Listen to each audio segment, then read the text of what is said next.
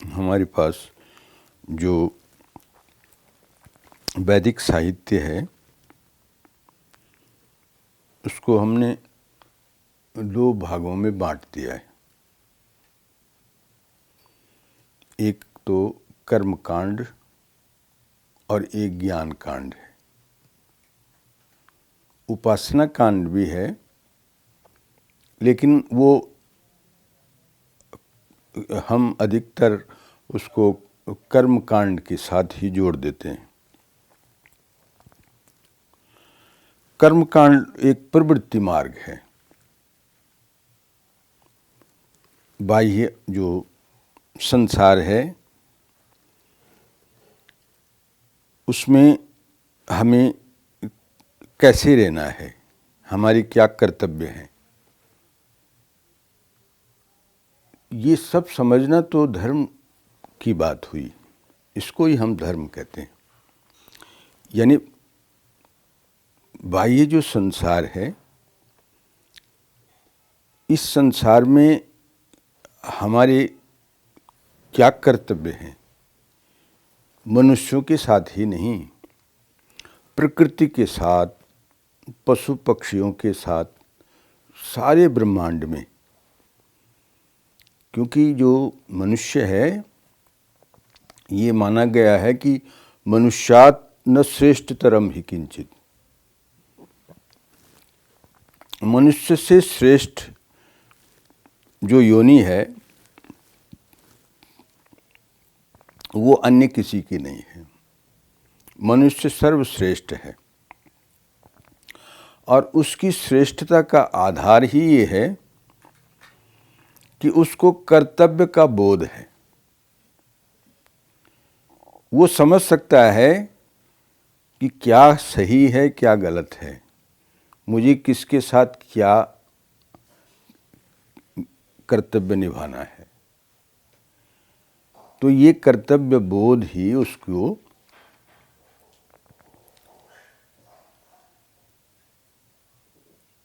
धर्म की अर्थ मिले, वही धर्म बनता है उसका। और ये माना जाता है कि उस धर्म की प्रेरणा, उस धर्म का आदेश या उस धर्म का जो प्रमाण है वो वेद है। हमें क्या करना है क्या नहीं करना है, किम कर्तव्यम किम अकर्तव्यम, दोनों एक जैसे हैं। धर्म में ये है कि मुझे क्या करना चाहिए ये जानना भी जरूरी है, मुझे क्या नहीं करना चाहिए ये जानना भी जरूरी है। इसलिए कर्तव्य का भी और अकर्तव्य का भी दोनों का बोध होना ये धर्म के अंतर्गत है। इसलिए इस कर्मकांड का जो दर्शन है, उस दर्शन के प्रणेता जैमिनी हैं। जैमिनी ने जैमिनी सूत्र लिखा है। उस सूत्र, उन सूत्रों में पहला सूत्र है अथातो धर्म जिज्ञासा। अतः धर्म जिज्ञासा। अब इसके बाद ये जो शास्त्र हम बनाने जा रहे हैं उसमें पहली बात तो ये है कि ये धर्म शास्त्र है, तो सब जिज्ञासा ये होगी कि धर्म क्या है। तो जैमिनी जी का पहला सूत्र है अथातो धर्म जिज्ञासा। ये मीमांसा है, ये धर्म की और धर्म का जो प्रेरणा स्रोत है, जो प्रमाण है वेद, उन दोनों की मीमांसा है। वेद के जो वाक्य हैं उनकी भी ये मीमांसा करता है। मीमांसा का मतलब एनालिसिस करता है, विश्लेषण करता है, व्याख्या करता है। और धर्म की भी व्याख्या करता है। धर्म क्या है? तो सबसे पहले जैमिनी ने कह दिया कि धर्म वो है जिसका प्रमाण वेद है। धर्म जिज्ञासमानानाम प्रमाणम परमम श्रुति। धर्म की जिसको जिज्ञासा है उसके लिए श्रुति जो है वो परम प्रमाण है, अल्टीमेट अथॉरिटी है, उससे बड़ा कोई नहीं। हमें क्या पता है क्या है धर्म? तो शास्त्र आदेश देता है, ये तुम्हारा कर्तव्य है, तुम्हें ये करना चाहिए, इसके साथ ऐसा व्यवहार करना चाहिए। तो इस व्यवहार की जो मीमांसा है वो जैमिनी करते हैं, इसलिए ये मीमांसा दर्शन है। और मीमांसा दर्शन का, क्योंकि सारे उस समय दर्शन वो एक शैली थी, वो विधा थी, सूत्र शैली, तो सूत्र में लिखे गए हैं। तो जैमिनी का पहला सूत्र है अथातो धर्म जिज्ञासा। अब हम धर्म की जिज्ञासा कर रहे हैं, जिज्ञासा कि धर्म को जानने की इच्छा है। धर्म है क्या? किसको कहते हैं धर्म? तो वो धर्म कर्तव्य अकर्तव्य का बोध है। वो हमारे पूरा एक जो कर्म कांड है उसका बहुत बड़ा साहित्य है। उसमें सूत्र ग्रंथ है, बड़ा विस्तार से है। धर्म सूत्र है, श्रोत्र सूत्र है, गृह्य सूत्र है। एक जो गृहस्थी है, क्योंकि गृहस्थी का बहुत बड़ा महत्व है इस मीमांसा में, इस धर्म के पालन में। सभी आश्रमों की नींव गृहस्थ आश्रम, और यूं कहा ये सब आश्रम इससे पलते हैं। तो वो उसके क्या क्या कर्तव्य हैं गृहस्थ की, बड़ा अनुशासन है उसका बहुत बड़ा दायित्व है, बहुत बड़ी जिम्मेवारी है। तो उसमें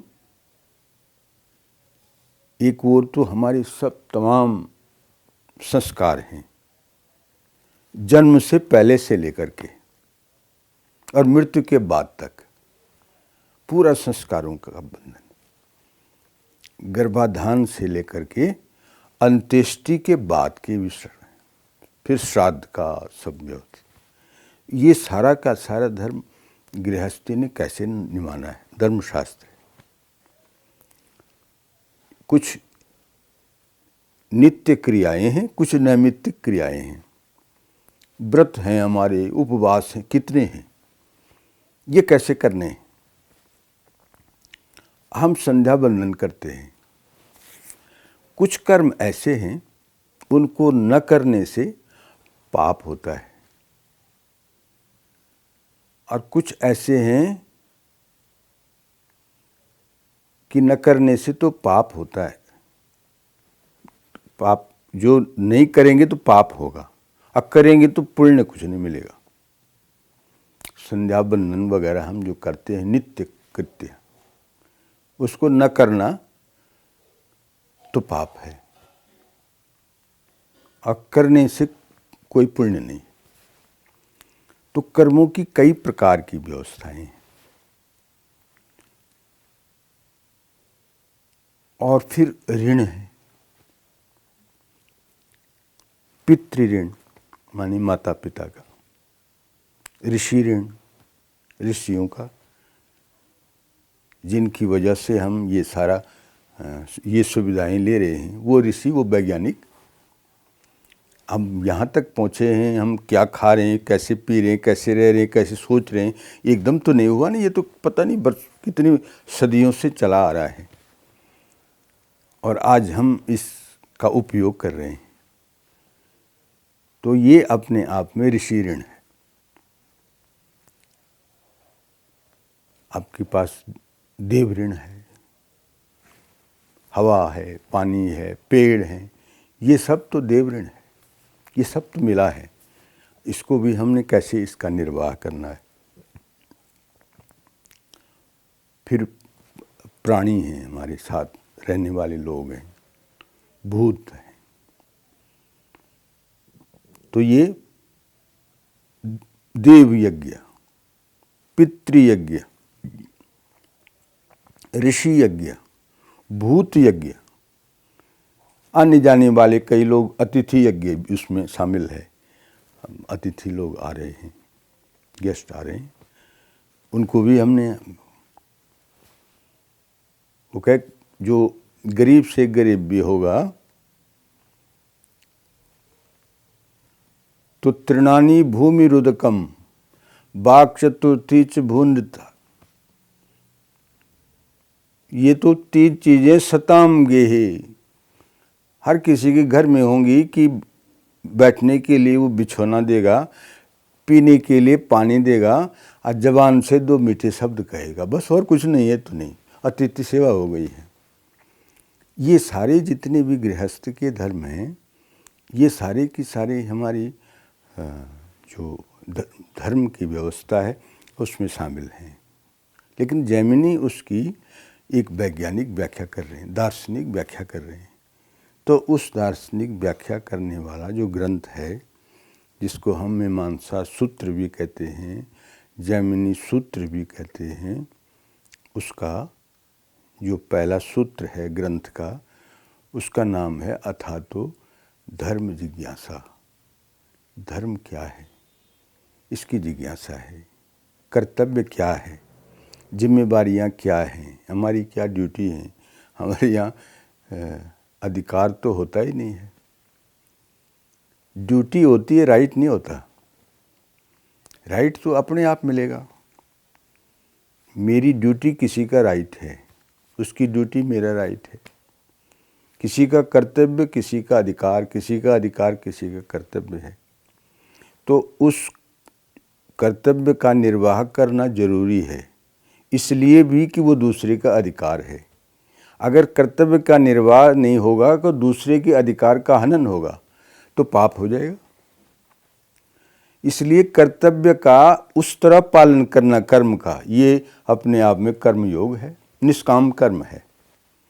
इसलिए करना है कि उसके अधिकारों की रक्षा हो। ये हमारा धर्म का लक्षण है। जैमिनी लिखते हैं अथातो धर्म जिज्ञासा, और धर्म के लिए प्रमाण क्या है कि शास्त्र है, वेद है। तो ये जैमिनी का सूत्र है, अथातो धर्म जिज्ञासा। तो वो जो ब्रह्म सूत्र है उसको हम उत्तर मीमांसा कहते हैं। ये प्रवृत्ति मार्ग है जैमिनी का, अथातो धर्म जिज्ञासा संसार की उसमें, और ये निवृत्ति मार्ग है, ये भी मीमांसा है। ये उत्तर मीमांसा है। उत्तर मीमांसा को हम वेदांत भी कहते हैं, अब पूर्व मीमांसा को हम मीमांसा ही कहते हैं, जैमिनी शास्त्र भी कह देते हैं। तो ये जो उत्तर मीमांसा है, इसको हम ब्रह्म मीमांसा भी कहते हैं, ज्ञान मीमांसा भी कहते हैं, क्योंकि ब्रह्म और ज्ञान एक ही बात है। तो ये कर्म मीमांसा है जैमिनी की, और वो जो उत्तर मीमांसा है वो ज्ञान मीमांसा है, और वो बादरायण व्यास की है। उसके प्रणेता जैसे इसके जैमिनी थे ना, उसके बादरायण व्यास हैं, और वो ज्ञान कांड है।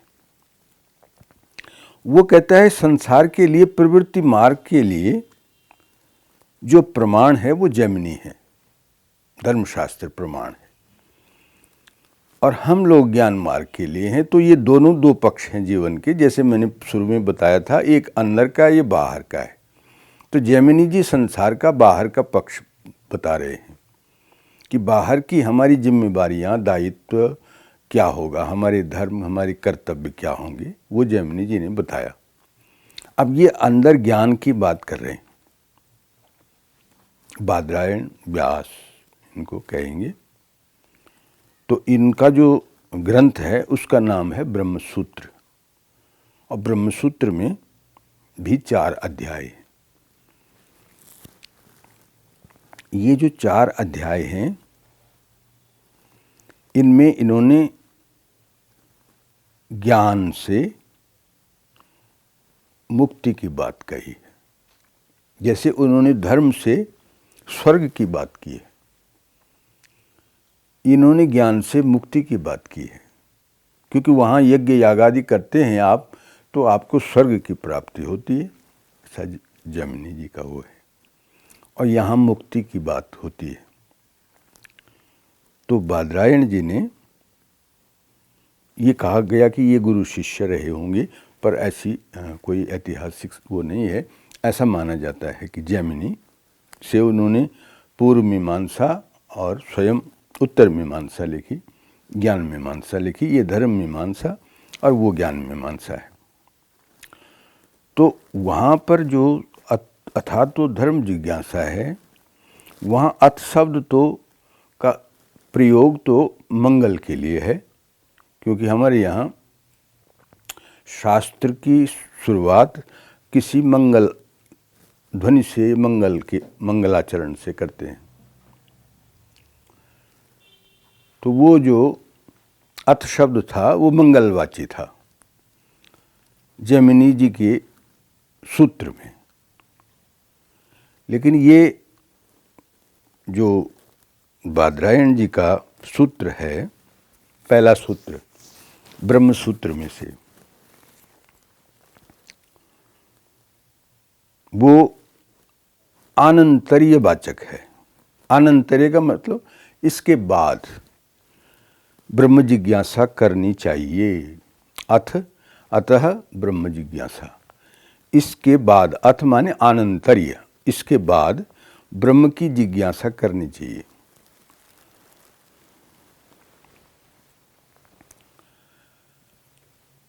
किसके बाद करनी चाहिए? तो उसके लिए कुछ कारण उन्होंने बताए, कुछ प्रतिज्ञाएं, कुछ शर्तें बताई हैं कि ब्रह्म की जिज्ञासा उसी को होगी, क्योंकि धर्म की तो किसी को भी हो सकती है। इसलिए वहाँ अथ का मतलब मंगलाचरण ही है, अथ मंगलवाची है। लेकिन यहाँ ब्रह्म की जिज्ञासा हर किसी को नहीं हो सकती है। हर कोई कहे कि मुझे ब्रह्म की जिज्ञासा हो गई, कैसे होगी? इसलिए ये कहा कि उसको पहले ये चीज़ें होनी चाहिए। नित्यानित्य वस्तु का विवेक होना चाहिए उसको, क्या नित्य है, क्या अनित्य है, क्या सत है, क्या असत है, क्या परमानेंट है, क्या टेम्परेरी है। उस चीज़ का विवेक होना चाहिए। विवेक का मतलब सत और असत का ज्ञान। उसके पास समाधि साधन चतुष्टय होना चाहिए, षड संपत्ति होनी चाहिए, सम दम। उसका विस्तार से चर्चा की उन्होंने कि ये, और फिर उसको मुक्त होने की प्रबल इच्छा होनी चाहिए, नहीं तो उसको ब्रह्म जिज्ञासा कैसे होगी? धर्म जिज्ञासा के लिए तो कोई शर्त नहीं है, ब्रह्म जिज्ञासा के लिए शर्त है कि उसको नित्य और अनित्य का विवेक होना चाहिए, उसको सम आदि जो षट संपत्ति है वो उसका ज्ञान होना चाहिए, उसको साधना होनी चाहिए, और मुक्त होने की इच्छा होनी चाहिए कि वो चाहता हो मैं मुक्त हो जाऊं, तो तब न उसको ब्रह्म की जिज्ञासा होगी। ऐसे आम आदमी को ब्रह्म की जिज्ञासा क्या होगी? वो ब्रह्म को क्यों जानना चाहेगा?